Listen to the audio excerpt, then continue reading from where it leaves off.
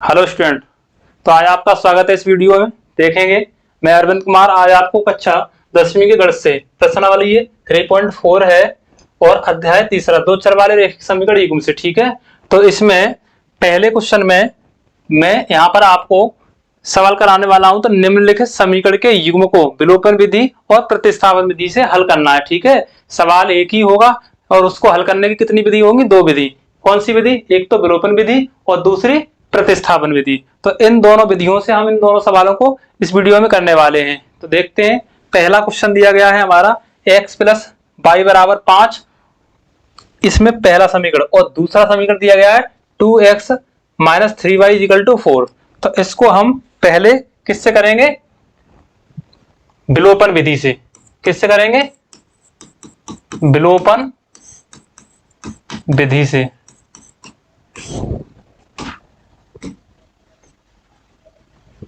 देखें, विलोपन विधि से करेंगे। अब हमें विलोपन विधि से करने के लिए ये x दिया है और यहां पर कितना दिया है? 2x। यहां पर x का गुणांक 2 है और यहां x का गुणांक कितना? 1 है।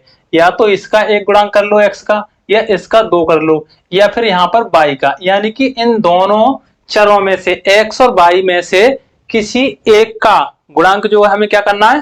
फिक्स बराबर करना है, तब हम इसको विलोपन विधि से हल कर पाएंगे। तो समीकरण एक में अगर आप 2 से गुणा करोगे तो 2x हो जाएगा और यहां पर भी 2x, दोनों मतलब दोनों x जो चर हैं उसके गुणांक क्या हो जाएंगे? 2 बराबर हो जाएंगे। या फिर 3 से गुणा करोगे तो यहाँ y का 3 हो जाएगा और यहाँ पर भी y का 3 है, तब भी इसको किससे कर सकते हो? विलोपन विधि से। तो सबसे पहले हम एक ही काम करेंगे। समीकरण एक में 2 से गुणा करने पर, 2 से गुणा करने पर, ठीक है, 2 से गुणा करेंगे तो यहां पर 2x हो जाएगा प्लस का 2y बराबर 2 पंजे 10। ये समीकरण एक हो गया। और समीकरण दो ये है 2x माइनस का 3y बराबर 4। ये समीकरण 2 है। अब किससे कर रहे हैं हम? इसको विलोपन विधि से कर रहे हैं। तो यहां पर हम लिखेंगे, क्या करेंगे? देखो दोनों कैसे हैं? समान चिन्ह के, ये भी धनात्मक है ये भी धनात्मक है, तो इसको क्या करेंगे? घटाने पर लिखेंगे। ठीक है, यहां पर भी लिख सकते हैं समीकरण एक में 2 से गुणा करके समीकरण एक व 2 को, ठीक है, या समीकरण एक से समीकरण 2 को घटाने पर। और ऐसे नहीं लिख रहे हो तो यहां पर लिख देंगे घटाने पर। घटाने पर, अब घटाने पर होगा तो चिन्ह क्या होंगे? बदल जाएंगे। यहाँ पर जो धन का है वो ऋण का, जो ऋण का है वो धन का। अब ये प्लस का और ये माइनस का 2x से 2x कैंसिल हुआ, ये धन का हो गया ये धन का होगा। 2 और 3 कितने हो जाएंगे? 5y बराबर, ये धन का है और ये ऋण का है, तो 10 में से 4 कम करोगे तो 6 बचेंगे यहाँ पर। अब यहाँ से y बराबर निकालोगे तो 6 बट्टे कितना हो जाएगा? 5। ये y का मान आ गया। यहाँ से y का मान समीकरण एक में रखने पर, समीकरण एक में रखने पर, चाहे तो समीकरण एक में रख लो, चाहे समीकरण 2 में रख लो, और चाहे यहां रख लो चाहे यहां रख लो, कोई सी जगह पर रख सकते हो इस x के y के मान को। ठीक है, तो यहाँ पर समीकरण एक ये है और एक समीकरण एक में हमने 2 से गुणा किया था। ठीक है, यहाँ पर कितने से गुणा किया था? 2 से। तो 2 से गुणा करिए तो यहाँ पर रखेंगे हम।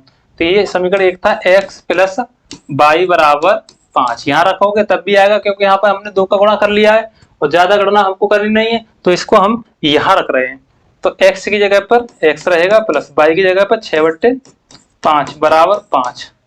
इसको पक्षांतर कर देंगे, x बराबर हो जाएगा 5 बट्टे 1, ऋण के हो जाएंगे 6 बट्टे 5।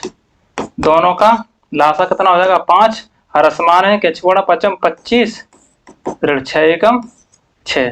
तो यहाँ से x बराबर 25 में से 6 घटाओगे तो कितने बचेंगे? 19, 19 बट्टे 5। तो यहाँ से x का मान प्राप्त होगा x बराबर 19 बट्टे 5। तो ये x का मान आ गया और y का मान कितना आ गया?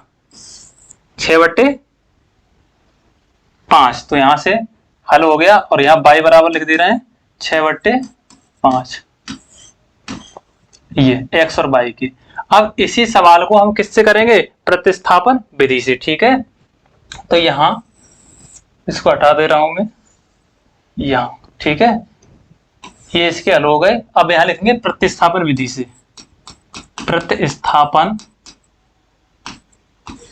विधि से, प्रतिस्थापन विधि से करेंगे तो समीकरण एक समीकरण 1 से, समीकरण 1 से करेंगे तो यहाँ से x बराबर 5 इधर था, y को हम लेके आएंगे इधर तो ऋण का हो जाएगा y। अब यहाँ से ये समीकरण इसको दे देंगे हम 3। समीकरण 1 तो ये है हमारा और समीकरण 2 ये है। ठीक है, इस समीकरण को मैंने दोबारा नहीं लिखा है, इनको आप दोबारा लिख लेंगे जब प्रतिस्थापन विधि से करेंगे तब। ठीक है, तो ये समीकरण 1 है और समीकरण 2 है। तो यहाँ पर x बराबर 5 ऋण y समीकरण 1 ये 3 हो जाएगा, क्योंकि 1 और 2 तो दिए गए हैं, समीकरण 1 को और आगे हल कर लिया तो इसको दे देंगे हम समीकरण 3। अब ये x का मान उठा करके समीकरण कहां पर रखना है, 2 में रखना है।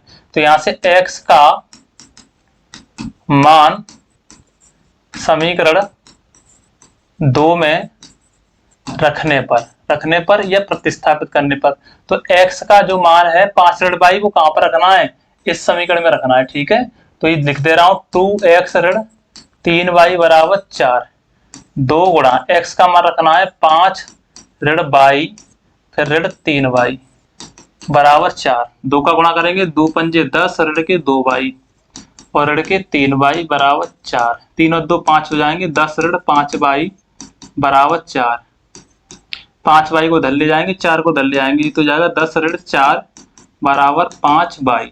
अब यहाँ से कितने बचेंगे, 6 बराबर 5y, y है तो 5 गुणा में पच्छंद कर देंगे इसका, तो y बराबर यहाँ से हो जाएगा 6/5, 6 ये 5 भाग में चला जाएगा 5, तो y का मान कितना आ गया 6/5। ठीक है, जो कि हमने विलोपन विधि से किया था तब भी इसका y का मान कितना आया था 6/5। अब ये y का मान उठा करके कहाँ रख दें, समीकरण 3 में रख दें। y का मान समीकरण 3 में रखने पर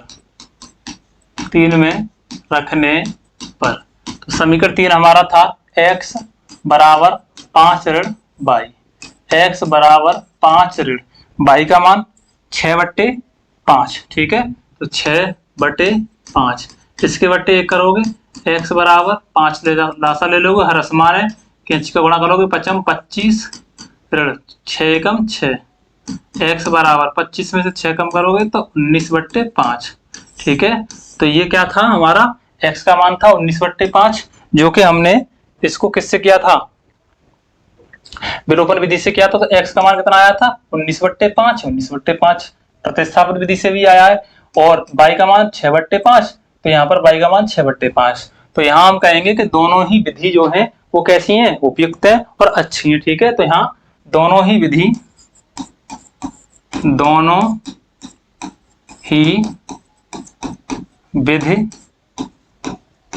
उपयुक्त हैं। ठीक है, आगे इसका दूसरा क्वेश्चन दिया गया है 3x + 4y = 10 और 2x - 2y = 2। अब देखो पहले हम किससे कर रहे हैं इसको, प्रतिस्थापन विधि से करें या विलोपन से, तो पहले विलोपन विधि से करेंगे। तो हम यहाँ पर कितना करेंगे 4y, ये यहाँ पर, तो यहाँ पर भी 4y करने के लिए समीकरण 2 में, ये समीकरण 2 है और ये समीकरण 1 है। ठीक है, ये वाला समीकरण 1 है और ये 2 है, तो समीकरण 2 में अगर 2 का गुणा कर दें तो 2 दूनी 4 पाई हो जाएगा, यहाँ पर भी 4y है, तो बड़ा आसान हो जाएगा इसको करना। ठीक है, तो हम इसमें समीकरण 2 में, ठीक है, यहाँ विलोपन विधि द्वारा हल करेंगे, विलोपन विधि द्वारा। ठीक है, अब यहाँ क्या करना है आपको, समीकरण 2 में, पहले समीकरण 2 में 2 से गुणा करने पर, 2 से गुणा करोगे इस समीकरण 2 में पूरे में, तो 2 दूनी 4 हो जाएगा, यहाँ पर 4x ऋण के 2 दूनी 4y बराबर 2 दूनी 4, दोनों तरफ करना है, इधर भी और इधर भी, तो यहाँ से 2 दूनी 4 ऋण 2 दूनी 4y और बराबर 2 दूनी 4, ये समीकरण 2 था। कितने से गुणा किया था हमने, 2 से। ठीक है, अब समीकरण 1 हमारा ये लिखा हुआ है 3x धन 4y बराबर 10, ये समीकरण 1 है। अब देख रहे हैं यहाँ पर हम कि दोनों समीकरण से हमें, यहाँ पर समीकरण 2 में हमने कितने से गुणा किया था, 2 से, तो यहाँ पर 4y हमने कर लिया और यहाँ 4y इसमें पेरिस था। अब ये दोनों विपरीत चिन्ह के हैं, कैसे हैं, विपरीत चिन्ह के हैं, तो अब हमें इनको क्या करना है, जोड़ना है, और जोड़ना है तो कोई चिन्ह हम इनको चेंज नहीं करेंगे, ऐसे सीधे सीधे जोड़ देंगे। तो लिख देंगे समीकरण 1 व 2 को ऐसे, समीकरण 1 व 2 को जोड़ने पर, ठीक है, क्योंकि समीकरण 2 में हमने गुणा कर लिया था 2 से, तो ये इसको अब क्या करेंगे, हम जोड़ेंगे, ठीक है। चाहे तो आप इसको समीकरण 3 भी कह सकते हो, क्योंकि समीकरण 2 में 2 से गुणा कर लिया है, लेकिन हम इसको समीकरण 1 और 2 ही कहेंगे। अब समीकरण 1 व 2 को क्या करेंगे, जोड़ेंगे। तो यहाँ पर जोड़ेंगे तो कोई दिक्कत नहीं है, सारे चिन्ह कैसे हैं, धन के हैं तो धन के ही रहेंगे जोड़ने पर, ठीक है। यहाँ अगर घटाने की बात होती तो चिन्ह ये क्या होते, बदल जाते, ठीक है। तो जो चिन्ह है यहाँ पर वो सेम वही रहेगा, कोई भी परिवर्तन नहीं हुआ। यहाँ पर भी धन, यहाँ पर भी धन, यहाँ पर भी, तो सब धन के ही रहेंगे, यहाँ पर कोई चेंजिंग नहीं होगी। अब देखो 4 और 3 7 एक्स हो जाएंगे, ऋण और धन के ये दोनों कैंसिल, बराबर में 10 और 4 14, 7 से काटोगे 7 दूनी 14, एक्स बराबर कितना आ गया 2, एक्स बराबर 2 आ गया। एक्स का मान उठा करके समीकरण 1 में रख दें, एक्स का मान समीकरण 1 में रखने पर, समीकरण 1 हमारा 3x धन 4y बराबर 10 है, तो 3x धन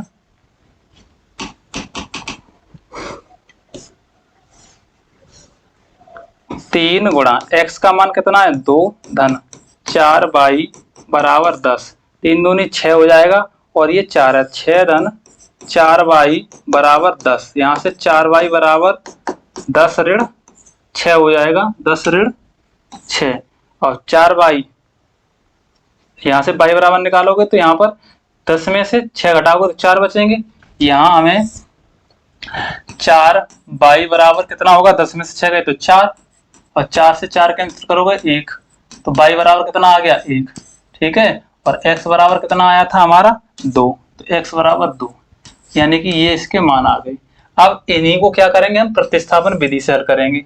तो समीकरण 1 है हमारा 3x, पहला है 3x प्लस का 4y इक्वल टू 10, समीकरण 1 है। समीकरण 2 है 2x ऋण का 2y इक्वल टू 2, ये है समीकरण 2, ठीक है। यहाँ प्रतिस्थापन विधि से, प्रतिस्थापन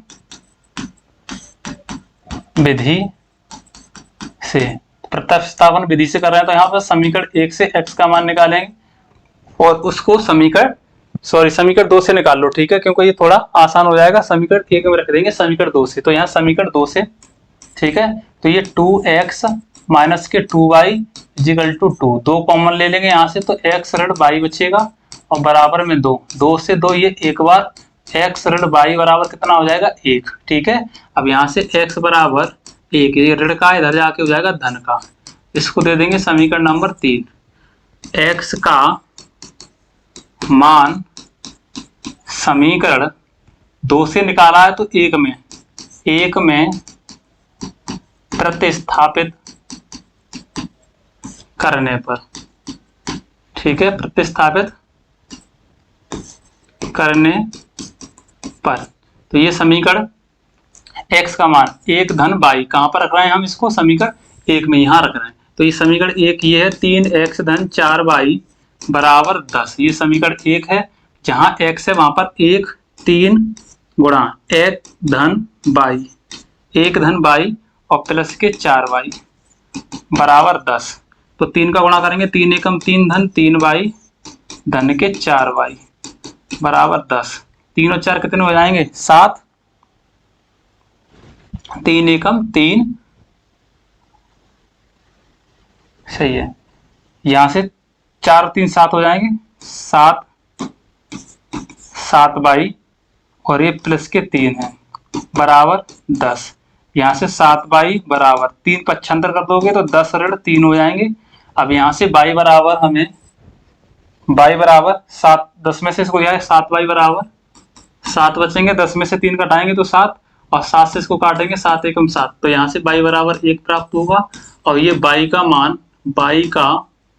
मान समीकरण 3 में रखने पर, 3 में, ये समीकरण 3 है, थोड़ा सा ये हल करना है समीकरण 3 में रखने पर, ठीक है। तो समीकरण 3 में रखोगे, समीकरण 3 हमारा x बराबर 1 धन y है, तो x बराबर 1 धन y का मान 1 आया है, तो x बराबर 1 और 1 कितना हो जाएगा, 2 हो जाएगा। ठीक है, तो ये प्रतिस्थापन विधि से x बराबर 2 और y बराबर कितना आ गया यहाँ से, y बराबर 1। ठीक है, अब ये देखो हमने यहाँ पर विलोपन विधि से किया था, तो y बराबर 1, y बराबर 1, x बराबर 2, तो x बराबर ये 2।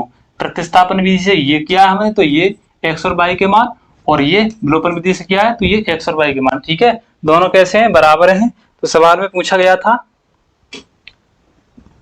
निम्नलिखित समीकरण में युग्म से विलोपन विधि और प्रतिस्थापन विधि से हल करना है और बताना है कौन सी विधि अधिक उपयुक्त है। तो दोनों ही विधियां क्या हैं, अधिक उपयुक्त हैं। ठीक है, कहां से आ गया, यहां लिखेंगे दोनों ही विधियां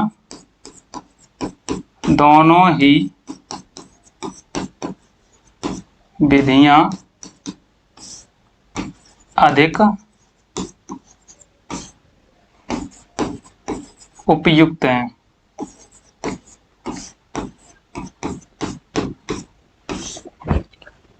अब नेक्स्ट वीडियो में मिलते हैं अगले सवालों के साथ। धन्यवाद।